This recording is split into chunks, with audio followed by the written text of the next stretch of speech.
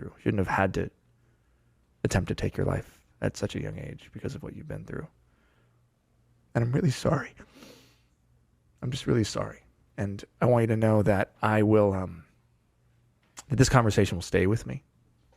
And I just appreciate you showing up the way that you have, because I think that you're going to touch and affect a lot of listeners, a lot of people like me that are at the intersection of all of the privilege, all of it, who haven't had to form this superhuman ability to see things in this way and still practice such radical love, which you're doing. It's like a radical act.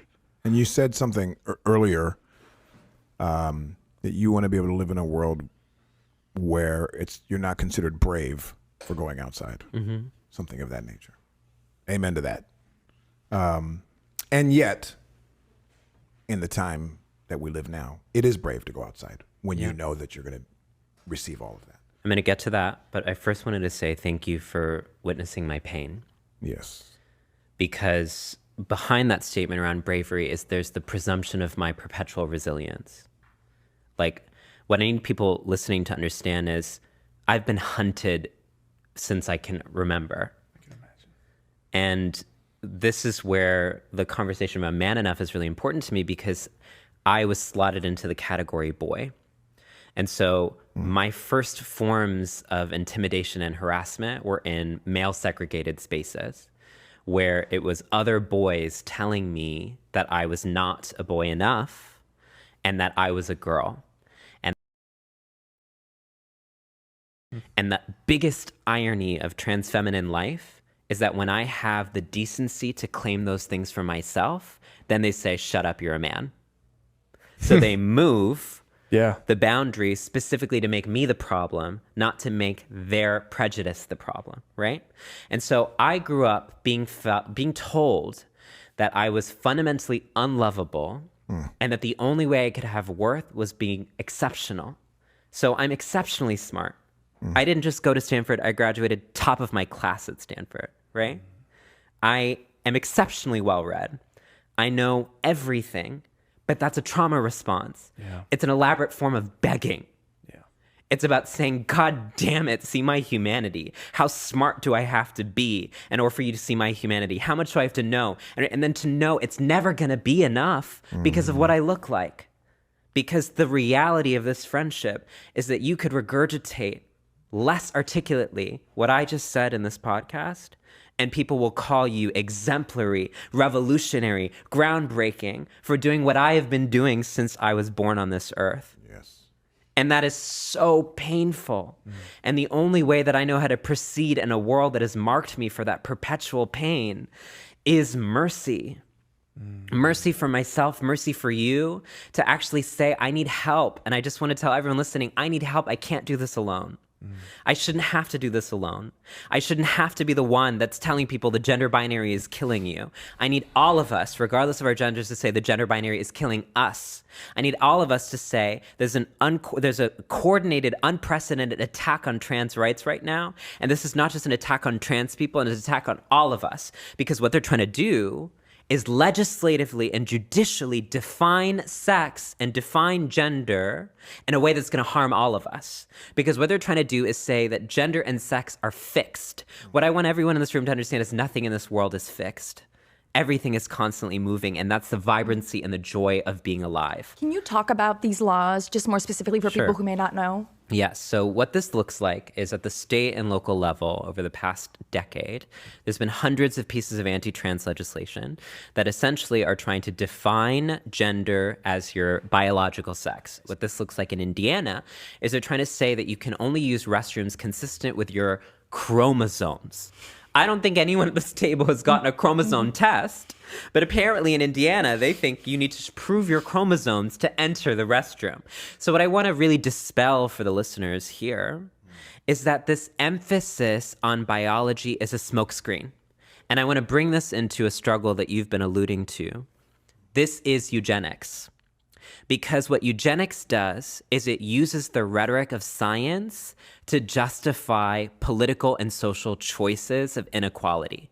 What they used to do with eugenics in this country is justify racial segregation by saying, biologically, Black people and people of color are what they would call mentally deficient, so they need separate schools. They use the rhetoric of science to justify the criminalization of interracial intimacy. They would say, we need to maintain the blood pool, so it's actually They used it when we're talking about the rise of Asian American hate crimes. The Chinese Exclusion Act in the early 1900s said that Chinese American people were feeble-minded and had to be protected. What did they use? They resourced science to justify discrimination. Sexism is not science. Homophobia and transphobia are not science. In fact, science says that gender and sex are human constructions, are ways of aggregating the messy distribution of being a body into socially ordained categories as a way to make political claims. So what this legislation is actually doing is telling all of you, we get to determine who you are, you don't get to determine who you are. And that's why it affects all of us. Right now, the conversation is trans people, woeful minority being attacked. I'm trying to reframe that to be like, all of us should be able to determine who we are, not having someone else say, this is what you are. They don't know you. The only way that you know someone's gender is by talking to them. To say, I know your gender because of your body is so basic and incorrect. Even the sex binary, the idea that there's just male, female, that's not true. Actually, intersex people exist and have always existed. There have always been people who exist outside of. It's like 1%, isn't it? 1% of all babies. What the history of eugenics has made us do is to medicalize difference as a problem. And this is why I really want to make this a racial justice issue, because so often people talk about trans issues as if it's like unprecedented. The exact same tactics that they're doing to trans people, they did against Black people, Indigenous people, and people of color in this country in the early 20th century. And they would literally do the exact same stuff about anatomy. They always made it about anatomy. They would measure the size of people's skulls. They would measure the length of their nose. They would say, because you have these features, this means you lead to this behavior.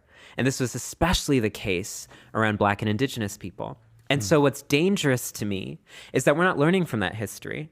We're using the exact same tactics, the exact same pseudoscience, the exact same sheen of scientific respectability to sanction what is just discrimination.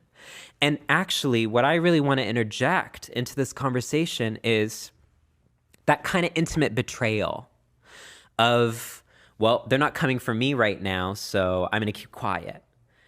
When you see the same strategies have been levied against marginalized people forever, then hit you, and then the people who've been marginalized by those things, like, we'll speak to this around feminism. Yeah. Men used the rhetoric of biology to oppress women for hundreds of years. In fact, men denied women access to education because they would say that it would disrupt your vital nerve energies to learn that had to be solely devoted to reproduction. So they would later say, if you go to school, you won't be able to be a mother. They use the exact same rhetoric of biology. And then rather than actually challenging that rhetoric, what do we see now? We see cisgender women using that same rhetoric of biology to license discrimination against us. And that's why, for me, it's not a rational thing. It's a trauma thing. What people are fighting for is the right to oppress other people. They're not fighting for freedom. And I'm tired of it. And we need to call a spade a spade. You don't want freedom. You want monopoly.